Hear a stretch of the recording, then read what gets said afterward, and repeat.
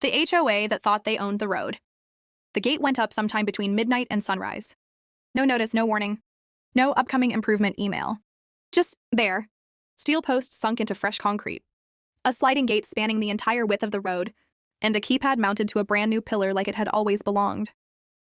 Except it didn't. That road was older than the HOA. It cut straight through the neighborhood and connected us to the main road on the other side. It wasn't decorative. It wasn't optional. It was the only practical way in and out.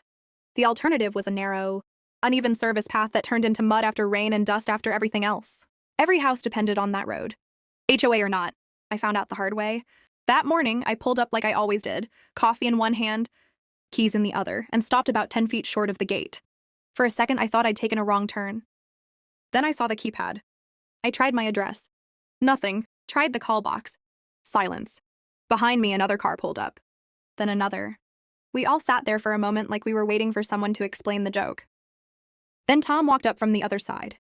Tom had joined the HOA when his house was built. They gave me a code, he said, a little sheepish. Then open it, someone behind me called.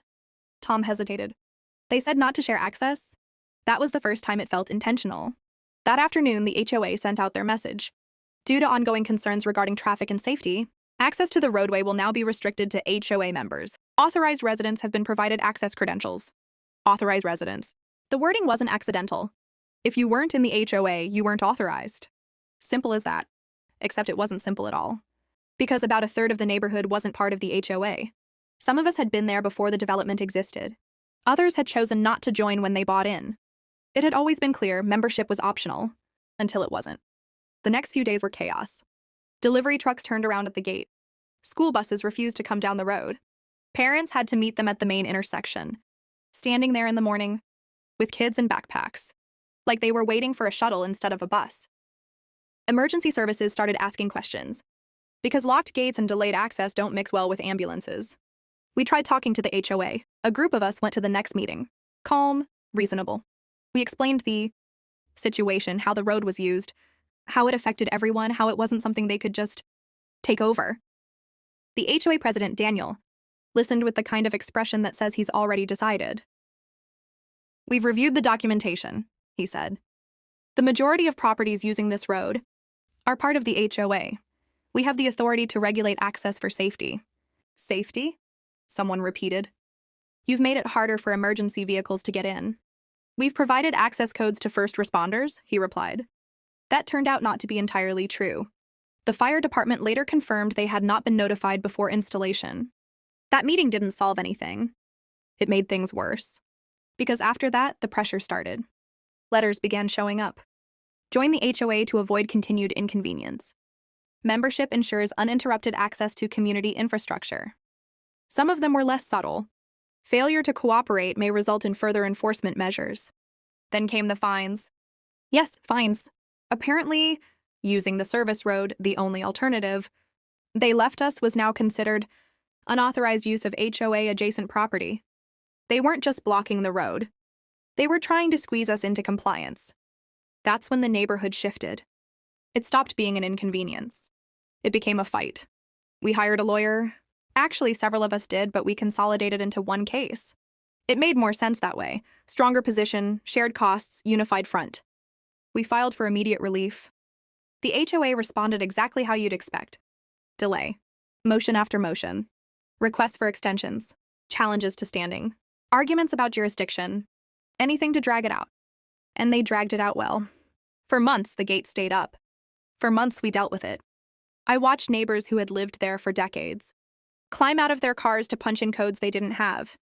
I watched delivery drivers argue with security guards. The HOA had hired to manage access. Yes, they hired security. 2 guys in uniforms sitting by the gate during peak hours, checking who belonged and who didn't. It looked ridiculous. It felt worse. Then discovery started. And everything changed. The HOA had been very confident in their paperwork. They kept referring to county-approved access control measures. Turns out that paperwork didn't come from nowhere. It came from the county planning office, specifically from Greg. Greg sat on the HOA board. Greg also worked in the county office responsible for reviewing and processing those exact types of requests. At first, it looked like a conflict. Then the emails came out. Draft approval sent before official submission. Language being edited between Greg and Daniel. Notes about how to frame the request. If we categorize it as traffic mitigation, it'll go through faster. Another message. Don't flag the non-HOA properties, it complicates the review. That one hit hard, because it meant they knew. They knew exactly who would be affected, and they chose to ignore it.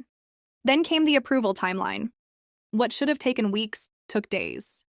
Sign-offs appeared without documentation. A supervisor from the county testified. This application did not follow standard procedure, he said carefully.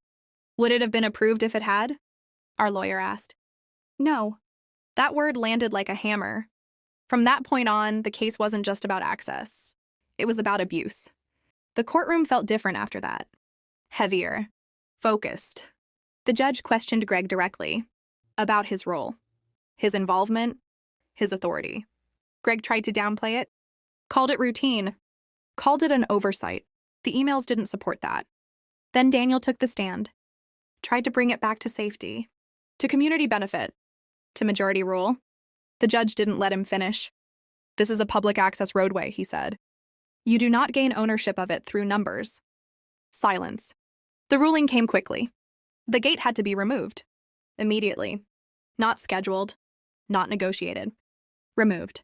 The HOA was ordered to pay damages, legal fees, costs associated with restricted access, additional penalties tied to the improper installation. And then came the part no one expected. The county opened an investigation. Greg wasn't just removed from the HOA. He was fired, then charged. Abuse of office, falsification of documents, misuse of authority. Daniel followed shortly after. Conspiracy, coordination, complicity. The emails had made sure of that. Both of them ended up facing criminal charges. And yes, they served time. Not long, but enough. Enough for it to matter. The gate came down within a week, cut apart and hauled off like scrap. The road opened again, just like it always should have been. No announcement, no apology, just quiet. But the neighborhood didn't forget. Because for months, we had been locked out of our own street. All because someone thought, if you control enough of something, you control all of it. Turns out, you don't. And when you try, it doesn't just cost money. It costs everything.